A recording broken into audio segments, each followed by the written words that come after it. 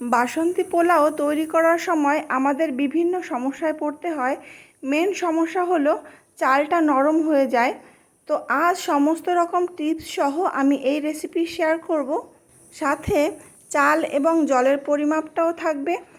তো সঠিকভাবে ঝুরঝুরে বাসন্তী পোলাও তৈরি করতে চাইলে অবশ্যই এই রেসিপিটি ফলো করে তৈরি করতে হবে। তো চলুন রেসিপিটি শুরু করা যাক।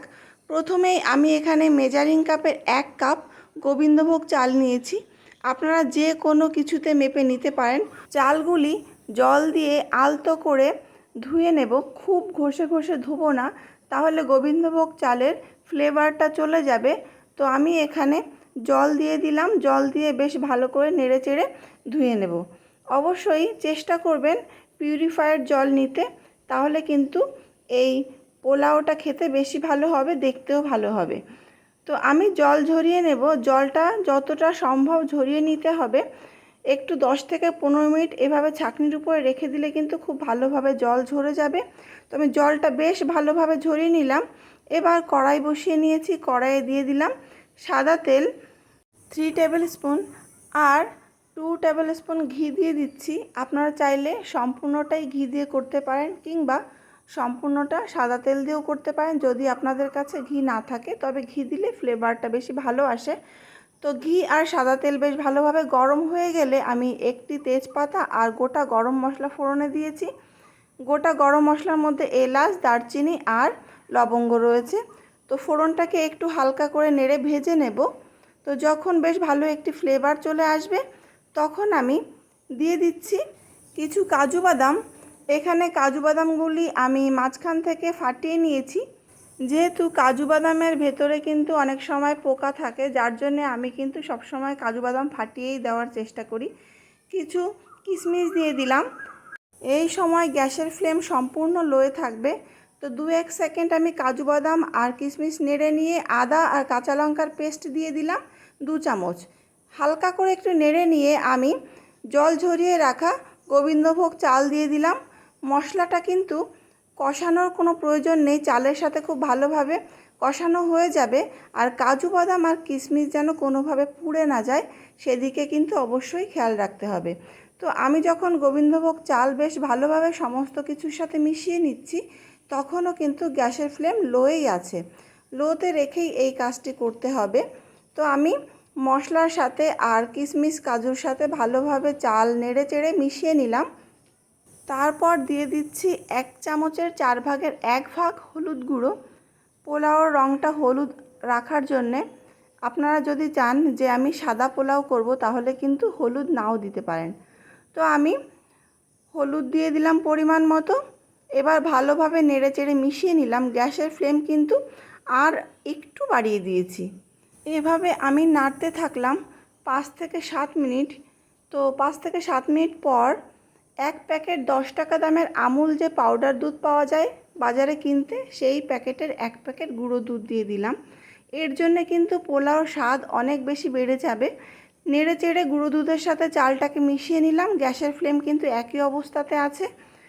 তো দেখুন, চাল যখন একদম ঝরঝরে হয়ে যাবে, একটা চালের সাথে আর একটা চাল লেগে থাকবে না, এই সময় বুঝতে হবে আমার চাল ঠিকঠাকভাবে ভাজা হয়ে গেছে। তো আমি বেশ ভালোভাবে নেড়েচেড়ে আবারও 5 থেকে 6 মিনিট মতো ভেজে নিয়েছি। তো দেখুন, চালগুলি কিন্তু একেবারে ঝরঝরে হয়ে গেছে। এবার আমি সমস্ত চালগুলি এক জায়গায় গুছিয়ে নেব, কোনো চাল যেন কড়াইয়ের উপরে লেগে না থাকে। তো আমি গুছিয়ে নিলাম। এবার যে মেজারিং কাপের 1 কাপ আমি চাল নিয়েছিলাম, সেই কাপের 1.5 কাপ জল দেব। তো অবশ্যই আপনি যদি 2 কাপ চাল নিয়ে থাকেন বা 2 বাটি চাল নিয়ে থাকেন, সেক্ষেত্রে কিন্তু 3 বাটি জল নয়, 3 বাটি থেকে একটু বাড়িয়ে দিতে হবে। আপনি যেমনভাবে একটু বাড়িয়ে বাড়িয়ে চাল নেবেন, সেইভাবে একটু বাড়িয়ে বাড়িয়ে জল দিতে হবে। এখানে আমি যেহেতু মেজারিং কাপের 1 কাপ চাল নিয়েছি, সেই অনুপাতে আমি জল দিলাম। তো এবার আমি স্বাদ মতো নুন দিয়ে দিলাম। নুন আমি হাত দিয়ে দিলে আন্দাজটা ভালো বুঝতে পারি, যার জন্য হাত দিয়ে নুন দিয়ে দিলাম স্বাদ মতো। আর 2 চামচ চিনি দিয়ে দিলাম। অবশ্যই নুন চিনি আপনাদের স্বাদ মতো দিয়ে নেবেন। এবার একটি চেরা কাঁচা লঙ্কা দিলাম। আগে আমি আদার সাথে 2টি কাঁচা লঙ্কা বেটে দিয়েছিলাম। তো ঝালও আপনাদের স্বাদ মতো দিয়ে নেবেন। সমস্ত কিছু ভালোভাবে মিশিয়ে দিলাম। মিশিয়ে লো ফ্লেমে ঢেকে রান্না করে নেব। টোটাল 12 থেকে 13 মিনিট মতো লাগবে পোলাওটা রেডি হতে। তবে 5 মিনিট পর আমি ঢাকনাটা খুলে নিলাম। এবার আমি নিচের চালগুলিকে উপরে আর উপরের চালগুলিকে নিচে করে দেব, যাতে সমস্ত চাল একই রকমভাবে সিদ্ধ হয়। তো আমি খুব ভালোভাবে নেড়ে চেড়ে উল্টে পাল্টে নিলাম আর আবারও সমস্ত চাল এক জায়গায় করে ঢেকে 3 থেকে 4 মিনিট রেখে দিলাম। তো ঢাকনাটা খুলে নিলাম, খুলে আবারও উল্টে পাল্টে দেব। এবার দেখুন চাল কিন্তু 70% সিদ্ধ হয়ে গেছে আর 30% এখনও বাকি আছে। তো এবার আমি কি করব, এখানে হাফ কাপ মতো জল আমি হাত দিয়ে ছিটিয়ে ছিটিয়ে দিচ্ছি। দেখুন একবারে সম্পূর্ণ জলটা দিলে কি হয়, অনেক সময় পোলাওটা নরম হয়ে যায়। তো আমি এইভাবেই তৈরি করব, আপনারাও এইভাবে দেখবেন তৈরি করে একবার। পোলাও কিন্তু ভীষণ ঝরঝরে হবে। তো আমি জল দিয়ে আবারও সমস্ত চালগুলিকে এক জায়গায় করে আবারও ঢেকে দেব। তো ঢেকে দিয়ে লো ফ্লেমেই কিন্তু সম্পূর্ণ রান্নাটা হবে।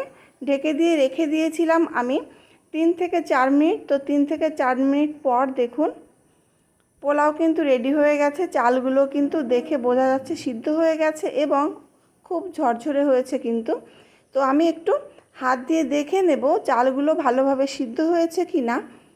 তো দেখুন কতটা ঝরঝরে হয়েছে, হাত দিয়ে আমি একটু দেখে নিলাম, সিদ্ধ হয়ে গেছে ভালোভাবে চালগুলি। তো পোলাও কিন্তু সম্পূর্ণ রেডি।